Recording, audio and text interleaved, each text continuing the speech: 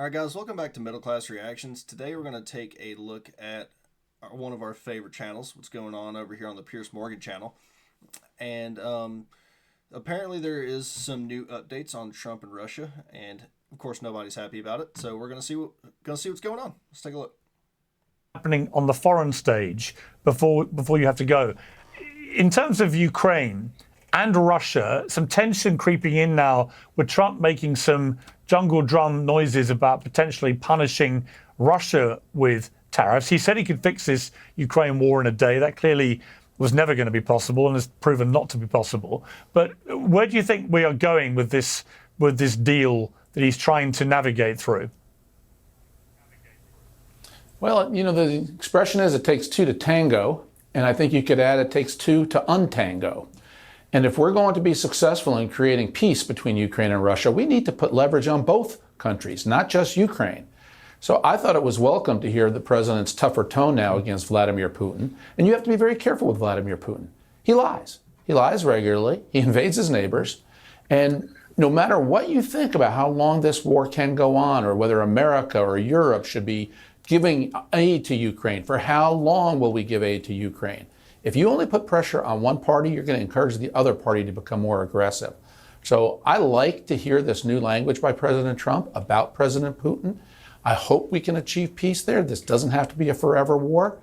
But this is welcome, in my opinion, Pierce. This is a reflection of the real. My curiosity is, what more could we do economically to Russia? I mean, we already have them sanctioned and tariffed pretty heavy. I mean, like, I don't know how much more we can sanction and tariff them, you know? That would be my curiosity. World and the real Vladimir Putin. Is he joking, finally, or is he being serious? Hang on, Jesse, I will get you to respond to that, but I just want to, while I've still got Ari for a minute, just on Doge and the backlash against Elon Musk and the attacks on Tesla factories, petrol bombing Tesla cars, attacking people who are driving Teslas. What does that say about the Democrats, the liberals, if you like, who for many years had Elon Musk as their hero, the guy that brought green energy into the world and through the cars? And not to mention all the arson attacks at Tesla dealers throughout the United States. It's horrific. There is a violent left in the United States of America. And it really began in 2016 when Donald Trump was running, and people at Trump rallies would get attacked. When they had the convention at the White House in 2020, as people left the White House after the Republican convention, they were attacked on the streets of Washington, D.C. There is a terrible violence inside the left, and you're seeing it now in the Tesla dealerships. I mean, I'm so glad we have a different new FBI that takes us seriously. They arrested already one of these people in Las Vegas who committed these attacks.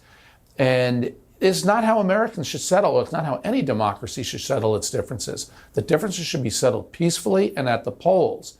But this anti-Trump reaction, anti-Musk reaction, it is terrifying for anybody who really believes in democracy.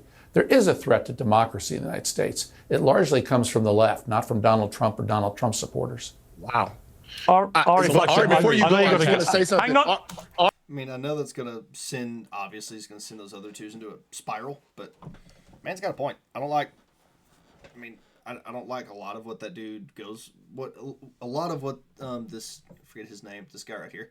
I don't like a lot of what he lets Trump get away with. But he just made a very fair point, and of course it's going to send those other two guys into a spiral.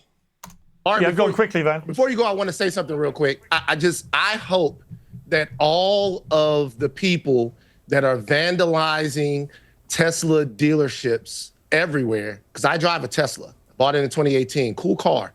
I'm ashamed now, but I drive one. I hope that all of these people are rounded up and caught so that a Democratic president can pardon them. Touche. That's a good argument. Well said. Actually, not a great argument. I see the argument he's trying to make. Biggest difference there is the vast majority of the people who arrested for January 6th actually didn't do anything. I mean, they legitimately arrested a grandmother who was out in the crowd, not doing a single thing. Were the people who did stuff? Yes, obviously. the people doing, if they're just protesting Tesla, rock on. That's your right to do it. I might not agree with why you're protesting, but I don't have to agree with you. It's your right to protest. But these cats that are spray painting Nazi symbols, busting out windows. I saw a video earlier today. I might do a video on it of somebody pulling a gun out on a Tesla driver just because they drove a Tesla. Like, the left is way more willing to commit that kind of violence than the right is. And that's, if you pretend that's not the case, you're just lying to yourself. I know it is. Yeah, it's pretty ironclad. Thank you. Ari, got to let you go. Thank you very much indeed for coming on Uncensored. I appreciate it. Thank you. Drive safely. All right, Jesse, I mean, look, we'll come to Ukraine in a moment, but on what's happening with Tesla, I just find it so ironic that here you have a huge number of people where Elon Musk was the hero, but because politically he slightly changed colours, they are now using violence and really he slightly awful changed violence. colors. He's thrown up Nazi salutes. He didn't slightly change He colors. didn't throw up a Nazi salute, and you know he didn't. That's like, come on. The people on the left, like, that's really where we're going to go with this.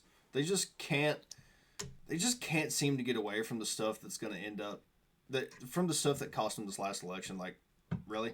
We're still going with the Nazi thing after all this time? Right? I know he did. Nazi He salute. watched it. I'm not a Nazi apologist. You do you. It was but not that's a what I Nazi do. salute. Why would he throw a Nazi salute? Because he's a white supremacist.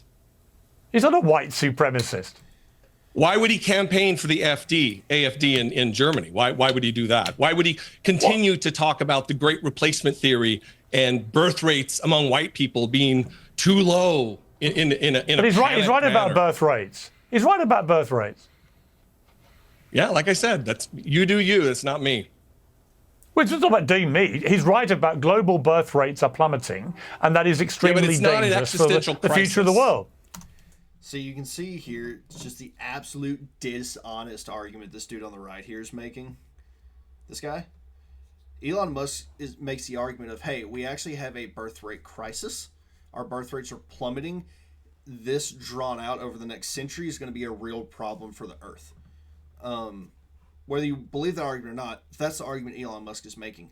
This guy just openly goes out and is like, oh yeah, Elon Musk is making an argument that the white population's birth rate's dropping. That was never the argument. Like, ever. And, like, I don't know how he doesn't get sued for defamation or something like that. Just straight up making Elon Musk seem like a racist for an argument that Elon Musk didn't make. Take away the Nazi salute and stuff and the white supremacist thing. Half, not even half, the majority of Elon Musk's staff at X are Asian. So is it like white supremacist kinda? Like, what would the argument there be?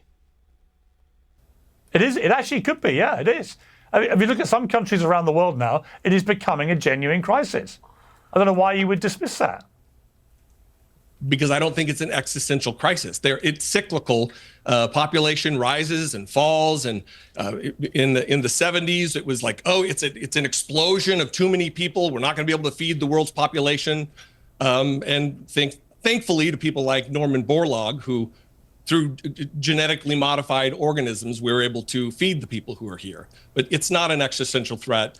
That there are certain countries do face a far greater problem, South Korea, Japan, but the United States is not one of those countries. This is born out of racism, that the birth rates are not falling in Africa, and it's the, oh my God, black people will be the dominant force on the planet. That's what this is born out of, and that is what motivates Elon Musk, the guy who for sure didn't throw up a Nazi salute. Well, he didn't. Really going to be shocked if this dude doesn't get sued for defamation. I would be shocked. He went from my heart to yours, as everybody knows, and it was a completely trumped up As load of everybody bullshit knows. to claim it was a Nazi salute. But all right, Van, you've been gesticulating wildly. You were laughing as Ari was talking about the petrol bombing of Tesla dealerships and so on. Why is that funny? Why would you not want to roundly condemn any act of violence, whether it's against cars, factories, dealerships, whether it's targeting people driving Teslas? Why would any of that make you feel like you're amused? So here's the thing, Piers. I watch your show all the time. I enjoy it greatly. You are good at the condemning game. You're really good. You're so good. You're good at the like getting people on and go condemn this.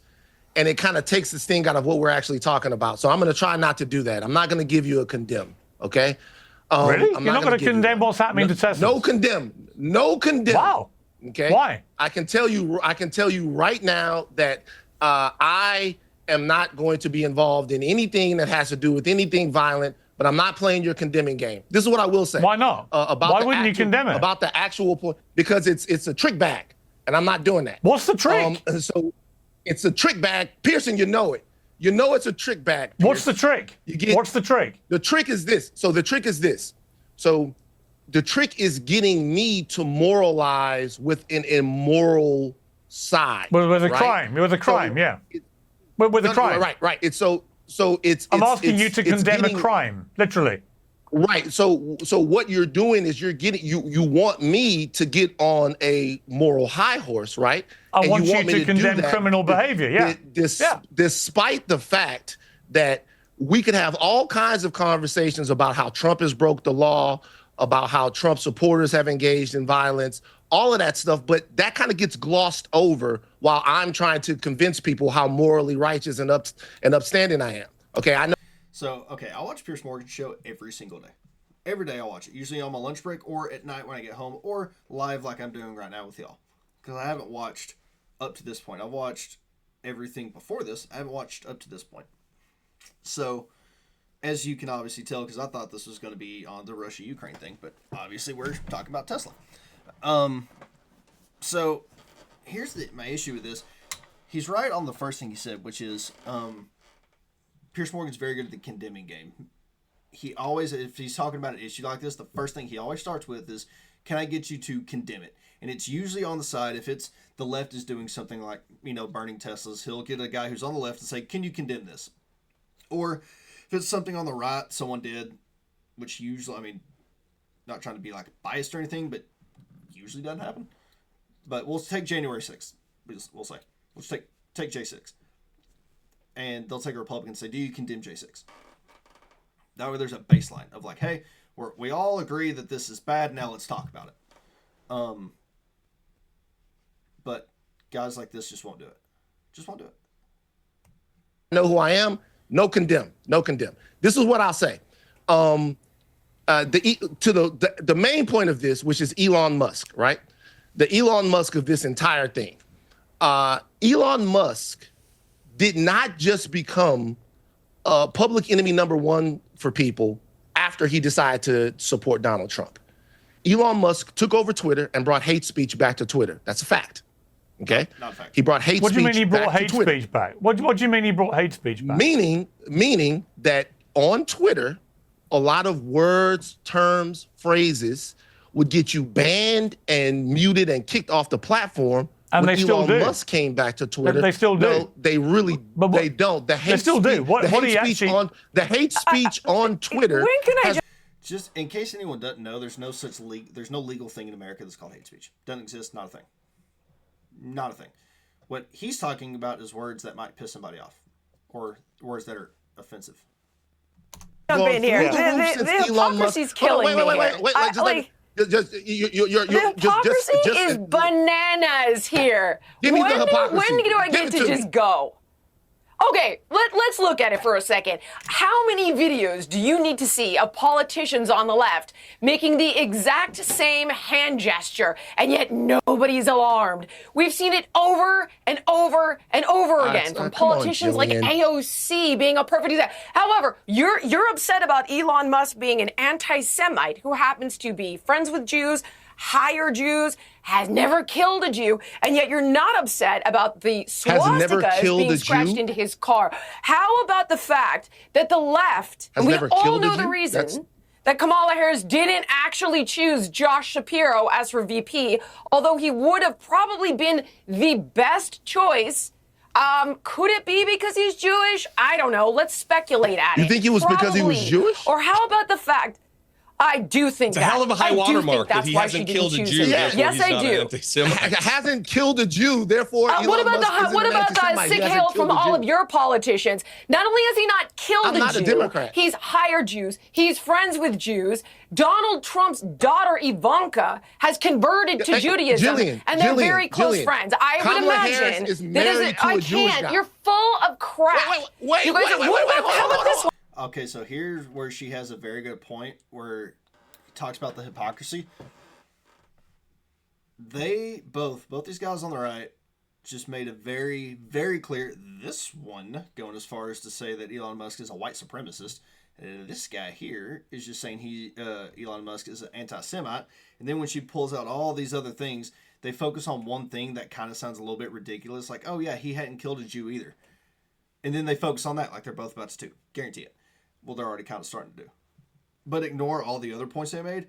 But then, I mean, immediately after that, the black guy there will go in and say like, oh, hey, Kamala Harris is married to a Jew, so she can't be anti-Semitic. Which is true. It's a true statement. But he won't take that same thing and go, oh, hey, Elon Musk is very good friends with Donald Trump, who has Jewish family members. You know, kind of it's a two-way street there, my guy. Why are you not upset about Mahmoud Khalil?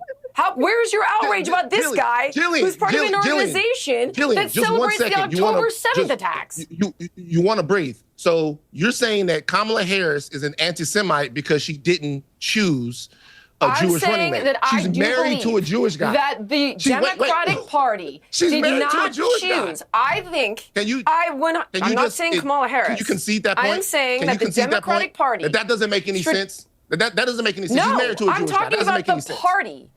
I am talking about. So look at this. Again, he just made the same. He's making the same argument for Trump. And then he's going to talk about hypocrisy. I don't know. This is kind of crazy. So look at this. Look at the level. So you really tell me, why do you think they didn't choose Josh Shapiro? Anti-Semite. I don't have no clue. I wasn't in the meetings. So Elon Musk is not an anti-Semite because he's never killed a Jew, right? He's never killed a Jew. So that. See, he's ignoring the two previous points. I really hope she brings this up. The two previous points there that she brought up, has friends that are Jewish, hires Jews. Gonna ignore that. But is a guarantee, like he just said, but Kamala Harris can't be anti-Semitic because she married a Jew. But it's the same argument. Elon Musk is not what I said. Kamala Harris. That's exactly what you said. Obviously, I said to you, he is friends with Jews. He hires Jews. And he my hasn't killed joke is that when Jews. you guys compare him to Nazis who slaughtered 6 million Jews, obviously there is no comparison, and it's See, that's a real quick argument that people on the left kind of make. And if you have any logical thinking there, you can say like, hey, these two are comparing him to Nazis, so she goes off and says, oh, hey, he hasn't killed any Jews. Now, what she should have done to stop this out from happening is you can't compare him to Nazis if he hadn't killed 6 million Jews. That would have stopped their their argument that they ended up making here. But it's a very common thing you'll see people on the left do. Insulting to a person whose grandmother ran from the Nazis that you would even make such a grotesque comparison. You are exploiting this tragedy, actually, that the Jews experienced to demonize this guy for political purposes. And there's no question. Where is your outrage about your own politicians making the exact same hand gesture? Why are you guys defending Mahmoud Khalil? Like, God forbid we consider deporting this guy who's here on a visa. And this is a guy who represents the CUAD, whose Substack has an entire article supporting October 7th. I can't with your hypocrisy. It's bullshit. There's been no due process. If you want to talk about this nation and what we stand for, that's a whole different argument. I should probably do a video on that. It's a whole different situation going on. Actually, kind of curious what he's about to say on this. Rule of law and due process should be chief among them. He's here on a visa. While you defend, I guarantee you. Like, well, if he first of all, this has not played out. It's being looked at. Second of all, the he's Constitution here on applies a visa. to him. And I guarantee the Constitution applies to him. So tell me Constitution about your applies hate to him. speech. You're so upset about hate speech. Are you upset about You're moving the Substack's hate goalpost, speech Jillian. from CUAD? Celebrating October 7th. I'm moving the goalpost. No, I'm pointing out your grotesque hypocrisy Or not shutting up. I to can't serve tell your which is which. political ends to means to an end. All right, Jesse, so let this me is ask what you I- this. Jesse, hang on. Jesse, sir. would you condemn the attacks on Tesla, on the dealerships and Yes. so on, the firebombing Yes. of dealerships? See, it's not a hard thing to do. You can Yes. condemn that. I don't understand why Van has such a problem with condemning obvious criminal behaviour. Well, you've talked to him. I'm not going to answer for Van. Yeah. I don't know him, but they have broken the law. It is civil disobedience, and with civil disobedience, if you get caught, there is a consequence for that. If I'm going to sit here and talk about the rule of law, I'm certainly not going to be a hypocrite like Republicans are and act like that only applies to the other side.